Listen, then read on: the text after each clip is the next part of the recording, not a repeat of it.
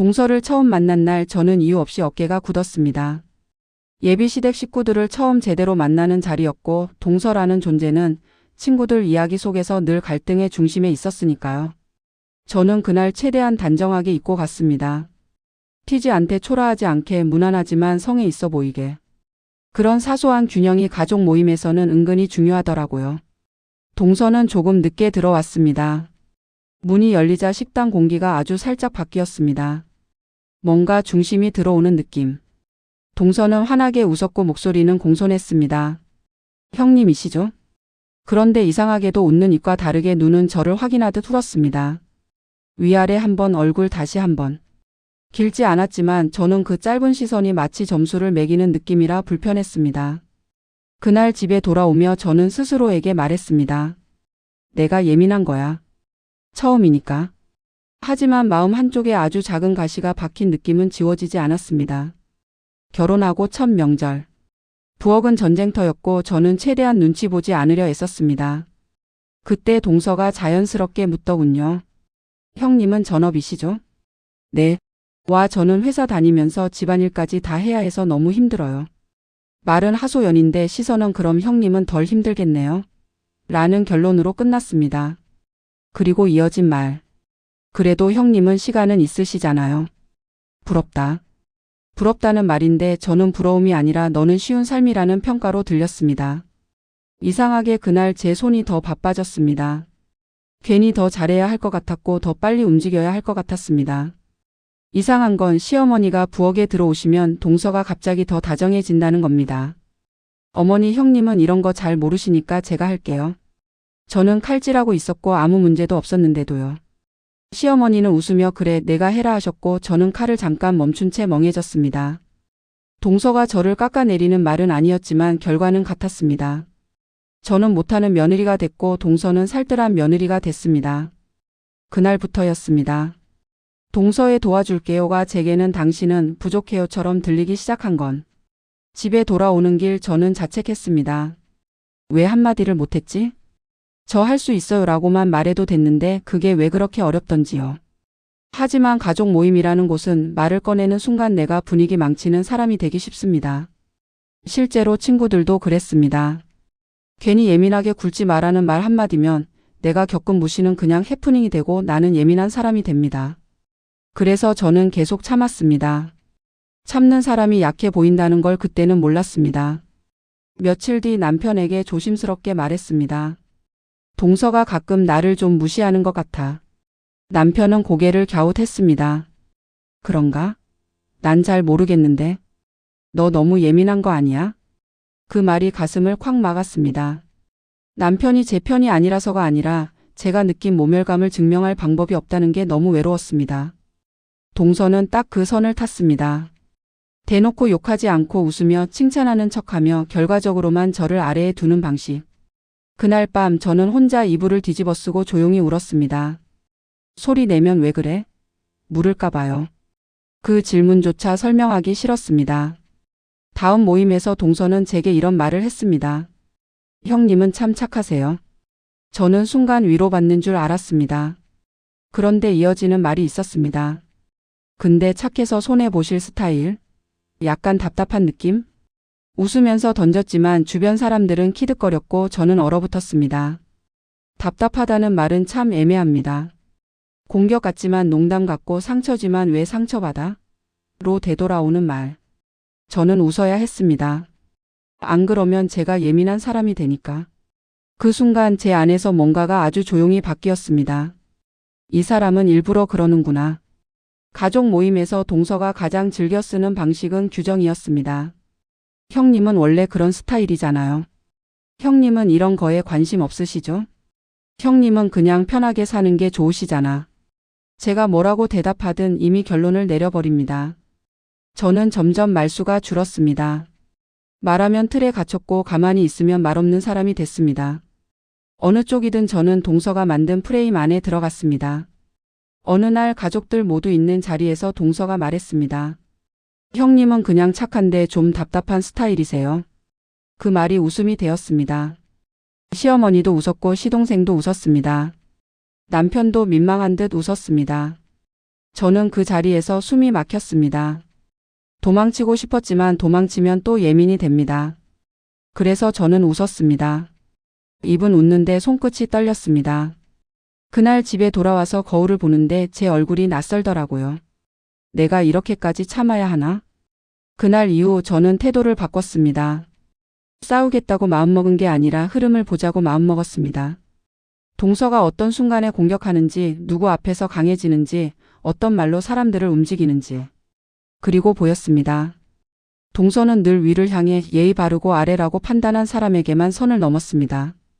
시어머니 앞에서는 모범 며느리, 남편들 앞에서는 활달한 막내. 그런데 저처럼 조용한 사람 앞에서는 유독 저 말고도 있었습니다.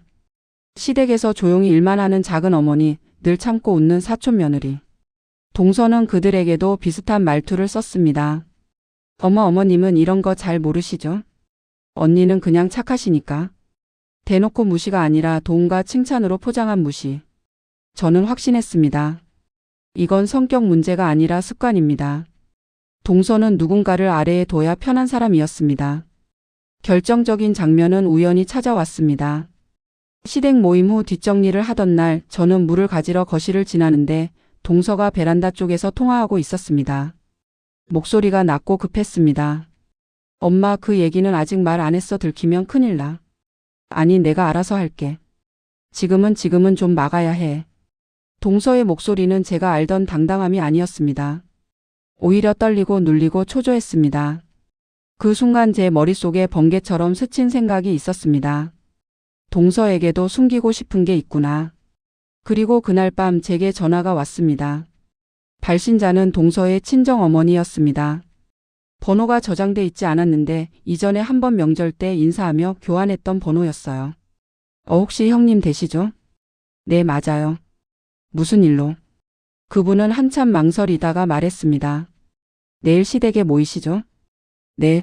그럼 그 일도 다 같이 들으시겠네요. 그 일? 가슴이 덜컥 내려앉았습니다. 무슨 일이요? 죄송해요. 내일 뵙고 말씀드릴게요. 전화를 끊고도 한참 멍했습니다. 동서의 통화 그리고 친정어머니의 전화. 두 조각이 맞물리며 불길한 그림이 만들어졌습니다. 다음 날 시댁에 가족들이 모였습니다.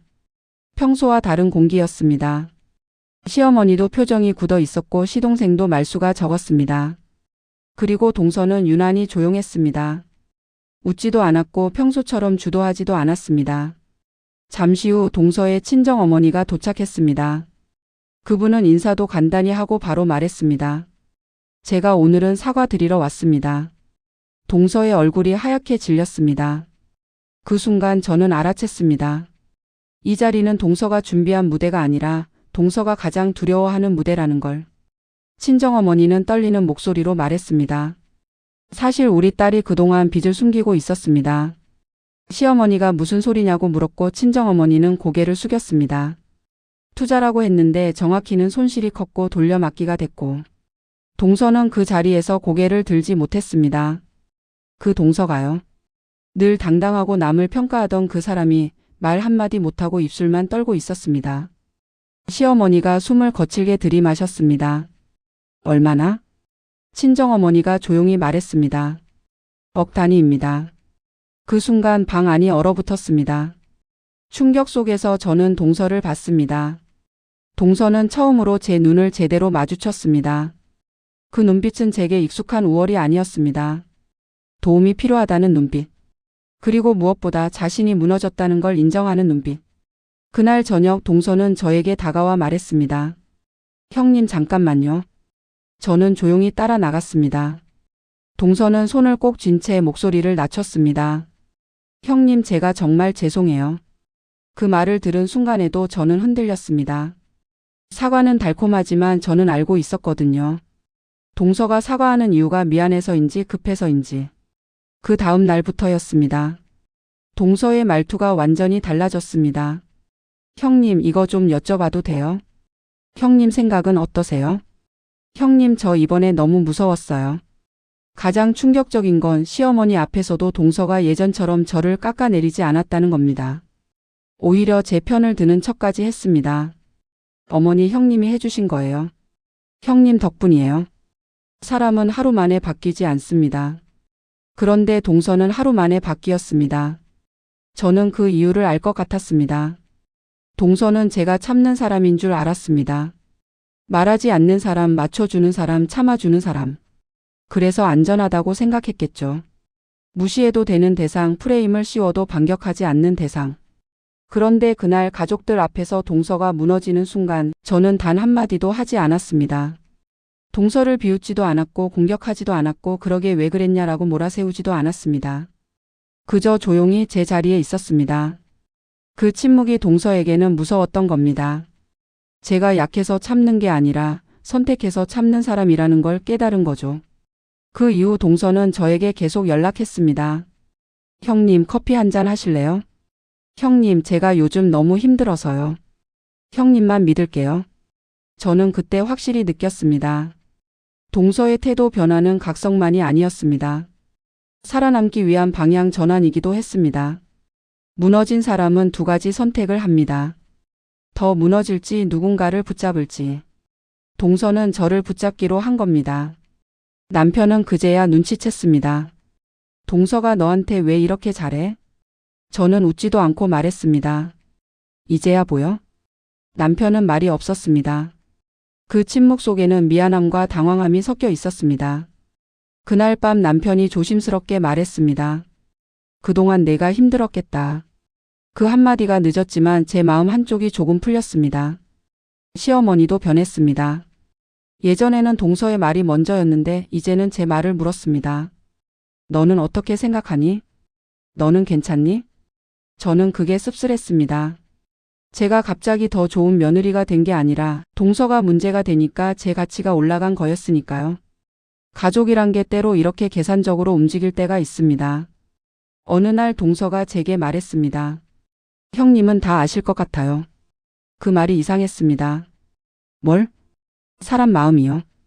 가족 분위기요. 저는 그걸 잘 몰랐어요. 저는 그 말 속에서 진짜 의미를 읽었습니다. 형님은 나를 해칠 수도 있는데 안 했다. 동서는 그걸 두려워하고 있었습니다. 그리고 그것이 곧 동서가 하루 만에 태도를 바꾼 이유였습니다. 동서는 어느 저녁 제게 따로 찾아와 말했습니다. 형님, 제가 그동안 왜 그랬는지 아세요? 저는 대답하지 않았습니다. 동서는 울먹이며 말했습니다. 저는 늘 불안했어요. 인정받아야 했고 잘해야 했고 지면 안 됐어요. 그래서 누군가를 아래로 두면 조금 편했어요. 그 말은 변명이기도 했지만 처음으로 들은 진짜 자기 고백이었습니다. 저는 그 자리에서 바로 괜찮아라고 말하지 않았습니다. 용서는 쉬운 말이지만 다시 상처받는 건 제가 감당해야 하니까요. 대신 저는 말했습니다. 내가 힘든 건 알겠어. 근데 내가 힘들었던 것도 알아줬으면 해. 동서는 고개를 끄덕이며 울었습니다. 그날 저는 처음으로 동서를 무서운 사람이 아니라 불안한 사람으로 보게 됐습니다. 그렇다고 가까워지는 건 또 다른 문제였지만요.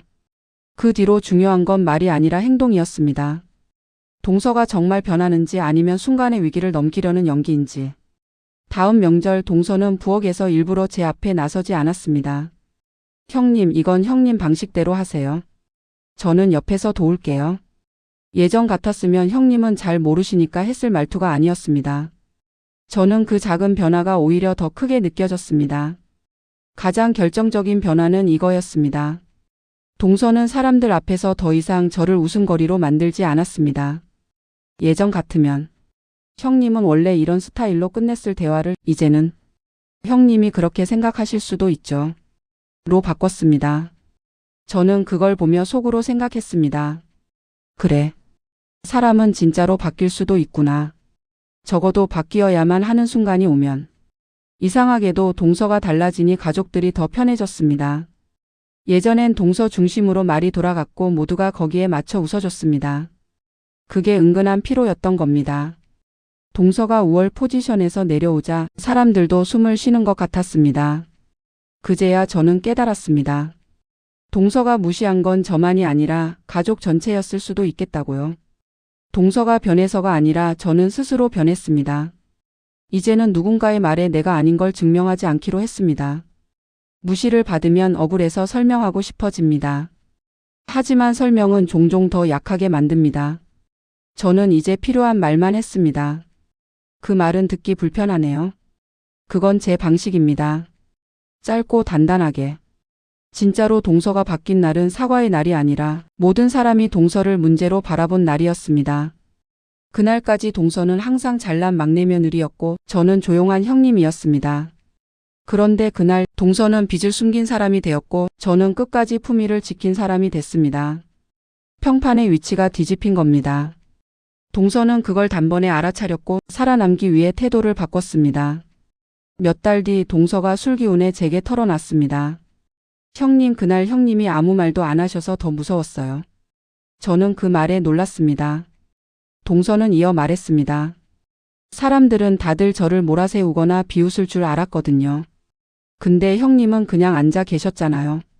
그게 저한텐 내가 진짜 잘못했구나가 아니라 형님은 나를 언제든 끝낼 수도 있는데 안 하는구나로 느껴졌어요. 저는 그 말을 듣고 동서가 왜 하루 만에 태도를 바꿨는지 완전히 이해했습니다. 동서가 하루 만에 태도를 바꾼 건 제가 갑자기 강해져서가 아니었습니다. 제가 소리치거나 복수해서도 아니었습니다. 제가 끝까지 제 자리를 지켰기 때문입니다. 참는 사람은 약해 보이지만 끝까지 무너지지 않는 사람은 결국 무서운 사람이 됩니다. 동서는 그날 처음으로 알았던 겁니다. 제가 무시당해서 가만히 있는 게 아니라 가족을 위해 참고 있었고 원하면 언제든 관계의 판을 뒤집을 수도 있는 사람이라는 걸요. 지금 동서와 저는 친하지 않습니다. 하지만 최소한 서로의 선을 압니다. 그리고 저는 더 이상 누군가의 우월감 위에 제 자존감을 올려놓지 않습니다. 그게 제가 이 일을 겪고 얻은 가장 큰 교훈이었습니다.